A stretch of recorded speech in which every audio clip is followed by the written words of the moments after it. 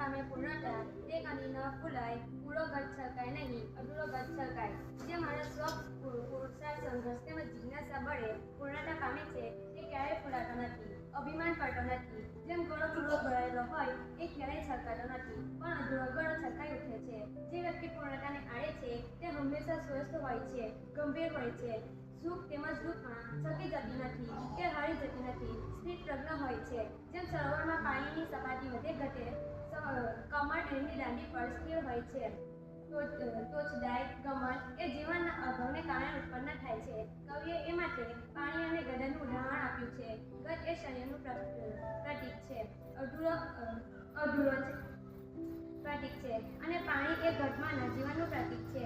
એ જ ઘડો છલકાય છે જે અપૂર્ણ હોય છે, અધૂરો છે, અભાવવાળો છે.